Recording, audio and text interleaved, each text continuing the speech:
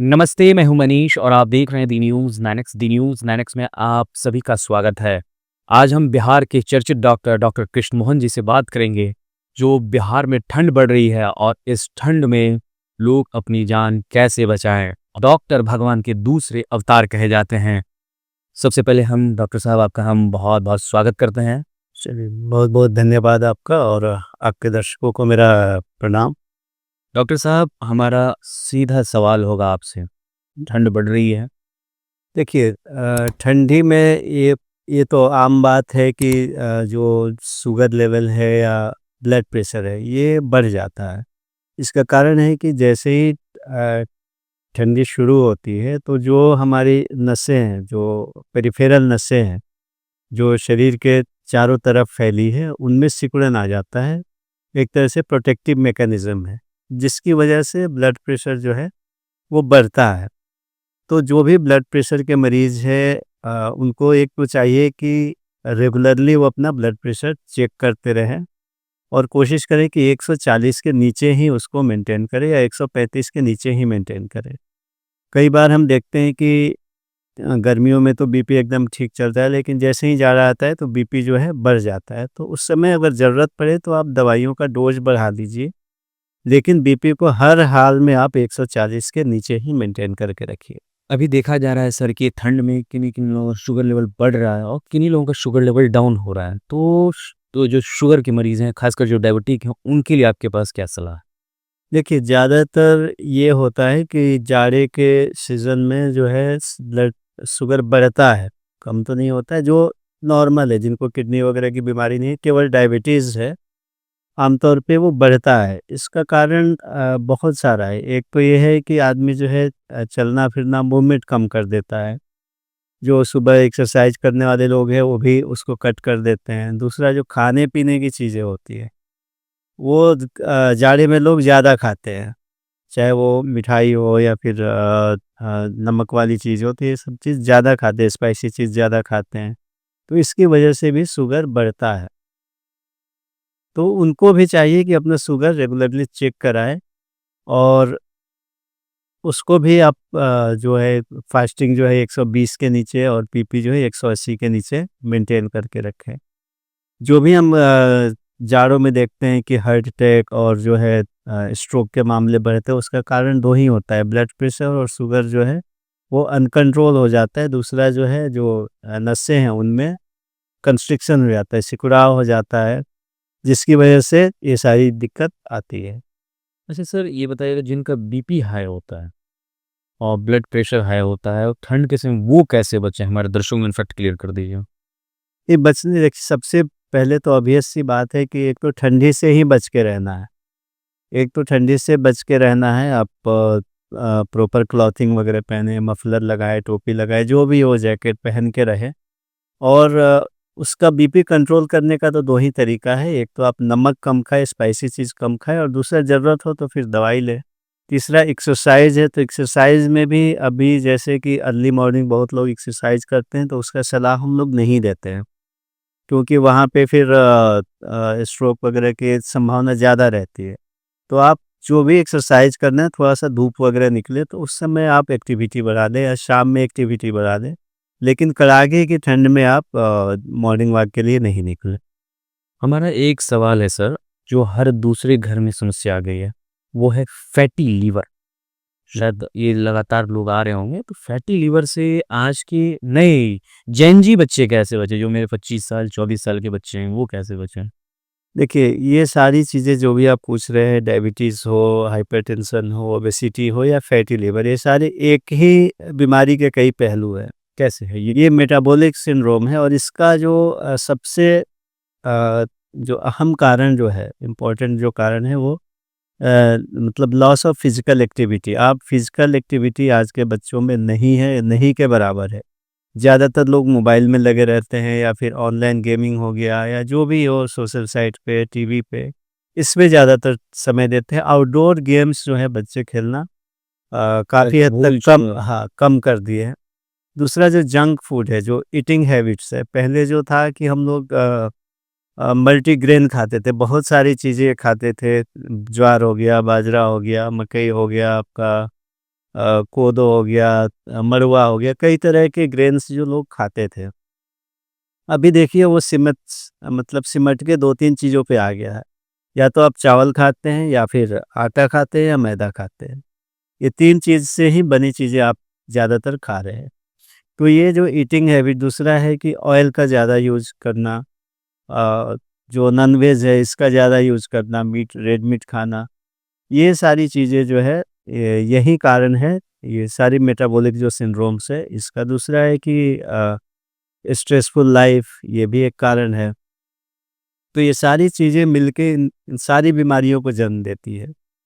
चाहे वो डायबिटीज़ हो, हाइपरटेंशन हो, फैटी लिवर हो या ओबेसिटी हो। और सबसे इसका सटीक जो इलाज है या बेस्ट इलाज इसको हम बोलते हैं कि आप एक्सरसाइज कीजिए। डेली आप 1 घंटा एक्सरसाइज कीजिएगा तो ये बीमारी आपका 90% चांस है कि ये नहीं होगी, अगर ये फ़ैमिलियल नहीं है तो। कुछ केसेज़ में फ़ैमिलियल भी होते हैं, अगर मम्मी-पापा को है तो वो बच्चों में आ जाते हैं, लेकिन अगर जैसे फैमिली जेनेटिकली कहा जाए। हाँ, लेकिन अगर फ़ैमिलियल नहीं है तो आप एक्सरसाइज से 90% तक इन बीमारियों को रोक सकते हैं। अच्छा, एक चीज़ें बार-बार कही जाती है, कई डॉक्टर डराते भी हैं, ये सवाल हमारे पास भी आया था, तो सोचा हमने पूछ लें कि शुगर के पेशेंट को चावल नहीं खाना है, इसका क्या तर्क है? देखिए वो चूँकि इसका ग्लाइसेमिक इंडेक्स ज़्यादा होता है, ग्लाइसेमिक इंडेक्स का मतलब है कि आप जो भी खाना खाते हैं तो उससे शुगर कितना जल्दी आपका बढ़ता है, उससे मतलब उसका डाइजेस्ट होके कितनी जल्दी उसका जो शुगर वाला कंटेंट है ब्लड में मिलता है। तो चूँकि चावल जो है हाई ग्लाइसेमिक इंडेक्स में आता है, इसीलिए इसको लोग मना करते हैं कि आप मत खाइए या कम खाइए, खाना भी है तो कम खाइए। अच्छा, लेकिन जब डॉक्टर मना करते हैं वही चीज़ खाने की इच्छा होती है, तो फिर कैसे क्या करेंगे? चावल अगर मना हो गया मुझे मान के चलिए, तो कैसे हम क्या करें? देखिए, आप सबसे तो ज़रूरी चीज़ है कि अगर आपको डायबिटीज़ है, तो अगर आपका डायबिटीज़ कंट्रोल कर लेते हैं आप एक्सरसाइज़ से, तो आप खा सकते हैं, कोई दिक्कत नहीं। अगर चावल खाने के बाद भी आपका अगर डायबिटीज़ कंट्रोल रहता है, तो आप खा सकते हैं। मेन है कि आपको शुगर कंट्रोल रखना है, ठीक है? अगर नहीं कंट्रोल रहे, तो आपको तो फिर चावल बंद करना पड़ेगा। तो आप उसके बदले आप एक्सरसाइज़ बढ़ा के देखिए। और जहाँ तक अब खाने मन करने की बात है, वो तो वो अपने ऊपर है इस पे। वो अपने ऊपर है, तो उस पे तो कंट्रोल रखना पड़ेगा। जब 25 साल, 24 साल और 18 साल, 19 साल की लड़कियाँ सबसे ज़्यादा इस वक़्त जंक फूड खा रहे हैं, तो समस्याएँ क्या-क्या आ रही हैं सर आप लोगों के पास? देखिए, जंक फूड खाने में वही फिर जो समस्या है, वही मेटाबॉलिक समस्या ही है। अम, जो भी है आपका फैटी लिवर जैसे आपने बताया, तो ये मेन कारण वही है जंक फूड खाना। इसका भी हाई मतलब ग्लाइसेमिक इंडेक्स ज़्यादातर का ज़्यादा होता है और फैट जो होता है वो ज़्यादा होते हैं। जो भी फ्राइड आइटम है ना, उनमें ट्रांस फैट ज़्यादा होते हैं। तो वो नुकसानदायक होते हैं, वो आपके जो नसें हैं उसमें एथेरोस्क्लेरोसिस वगैरह बनाना की संभावना बढ़ जाती है। तो जंक फूड्स का तो बहुत सारा नुकसान है ही, वहीं चाहे वो बीपी हो, हाइपरटेंशन हो, ओबेसिटी हो, डायबिटीज़ हो, ये सबको जन्म देते हैं जंक फूड। तो इनको तो निश्चित तौर पे अवॉइड करना चाहिए। अब इसका सब्स्टिट्यूट वही है कि आपको घर पे बना हुआ खाना खाना पड़ेगा। सर ये बताइएगा कि सर्दी-खाँसी बहुत हो रहा है और एक दौर सर्दी को कोविड से ही जोड़ा जाता था। कोविड के बाद किस तरह के पेशेंट आ रहे हैं और निमोनिया को किस तरह से आप लोग दें? देखिए, ये जो है जाड़े में होने वाले इन्फेक्शंस की वजह से होता है। आमतौर पे सर्दियों में एक तो प्रदूषण की मात्रा बढ़ जाती है। जो हवा में है पार्टिकल्स जो है वो ज़्यादा होते हैं और वो जब जाते हैं साँस की नली में, तो उनको इरिटेट करते हैं। और दूसरी चीज़ है कि वायरस का अटैक इस समय में ज़्यादा होता है। ज़्यादातर वायरल इन्फेक्शंस ही होते हैं जिनको हम अपर रेस्पिरेटरी ट्रैक्ट इन्फेक्शन बोलते हैं। तो और आम भाषा में सर्दी, खाँसी, जुकाम, तो जहाँ-जहाँ से हवा गुज़रती है, आप नाक के दोनों तरफ साइनस होते हैं, तो साइनसाइटिस की समस्या ज़्यादा होती है जाड़ों में। आपका गले में खराश जिसको अपर रेस्पिरेटरी ट्रैक्ट इन्फेक्शन बोलते हैं, तो ज़्यादातर ये सेल्फ लिमिटिंग होते हैं, अपने आप ठीक हो जाता है। ज़्यादातर कुछ एंटीहिस्टामिनिक सिट्राजिन वगैरह लेके ठीक हो जाती है। लेकिन कभी-कभी इसमें सुपरएडेड बैक्टीरियल इन्फेक्शन होता है, तो हमें एंटीबायोटिक भी लेना पड़ता है। वहाँ तक ठीक है, वहाँ तक हमें कोई ज़्यादा परेशानी नहीं होती है। लेकिन जब यही इन्फेक्शन आपके फेफड़े में पहुँच जाता है, जिसको हम लोअर रेस्पिरेटरी ट्रैक्ट इन्फेक्शन बोलते हैं या निमोनिया बोलते हैं, जिसको आम भाषा में निमोनिया बोलते हैं, तब वो चीज़ जानलेवा होती है। और उसका लक्षण है कि हमें सर्दी, खाँसी, बुखार के अलावा साँस में दिक्कत होने लगती है। तो जब भी किसी को साँस में दिक्कत हो, तो उसको ये समझना चाहिए कि निमोनिया होने की संभावना ज़्यादा है, उनको तुरंत डॉक्टर से दिखाना चाहिए। अगर नॉर्मल सर्दी, खाँसी, जुकाम है 4-5 दिन से तो दवाई लेके ठीक हो जाता है, दैट इज़ मतलब अच्छा है। लेकिन अगर साँस में दिक्कत आती है तो उसको आप नज़रअंदाज ना करें, तुरंत डॉक्टर के पास जाएँ और अपना चेकअप कराएँ। दूसरी ये चीज़ होती है कि जिनको पहले से ही अस्थमा की बीमारी है या सीओपीडी है, तो उनके भी साँस में दिक्कत बढ़ने की संभावना ज़्यादा होती है। उसका भी कारण यही है कि सर्दियों में एक तो हवा ठंडी होती है और दूसरा जो है वहीं पॉल्यूशन जो है, प्रदूषण है, धुआँ-धूल ये सब है। तो ये मिल के जो है साँस की नलियों में खिंचाव मतलब सिकुड़न पैदा करते हैं, जिसको हम ब्रोंकोस्पाज़म बोलते हैं। तो इस वजह से साँस में दिक्कत आती है। इन सारे मरीजों को ये सावधानी बरतना चाहिए कि जब भी साँस में दिक्कत हो, उस तरह से बुखार वगैरह हो, तो डॉक्टर से चेकअप तुरंत कराएँ। जो भी दवाइयाँ ले रहे हैं, उसको रिवाइज़ करने की ज़रूरत है, तो वो डॉक्टर करेंगे। अच्छा, ठंड में बुखार युवकों को लगता है या जिस भी मरीज को ठंड में बुखार लगता है, वो पहले प्रयास करते हैं कि सीधा पैरासीटामोल खा लें। क्या ये सही है या नहीं?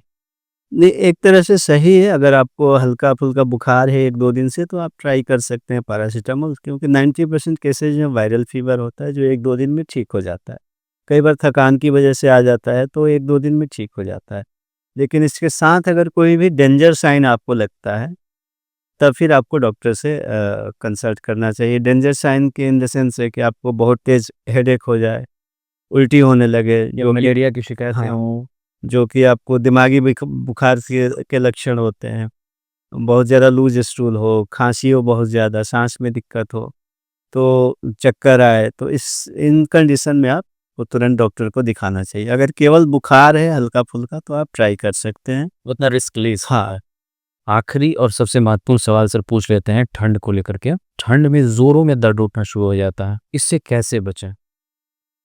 देखिए जोड़ों में दर्द तो मांसपेशियों में खिंचाव की वजह से होता है जाड़ों में, तो उसका तो ठंड से बचना ही उपाय है, अलग से उसका कोई उपाय नहीं है। थोड़ा-सा कैल्शियम और विटामिन डी, खासकर जाड़े में विटामिन डी की मात्रा भी कम हो जाती है हमारे शरीर में, चूँकि धूप कम निकलता है, तो उसमें विटामिन डी की कमी होती है, तो आप कैल्शियम और विटामिन डी की गोली ले सकते हैं और ठंड से बचने का उपाय करें। अच्छा, जिनको सर विटामिन डी की कमी हो रही है, वो सूरज में कितने बजे जाएँ जी उनको विटामिन डी मिले?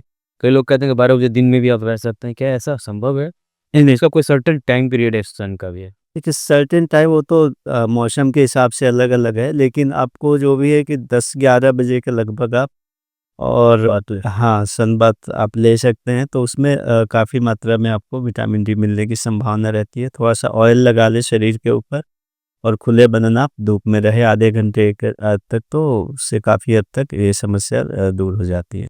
बहुत-बहुत शुक्रिया।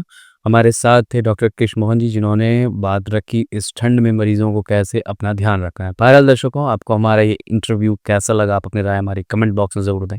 अगर आप हमारी ये वीडियो फेसबुक पे देखें तो फेसबुक पेज लाइक कर लें। अगर आप हमारी वीडियो यूट्यूब पर देखें तो यूट्यूब चैनल सब्सक्राइब कर लें। मिलते हैं अगले वीडियो में। शुक्रिया।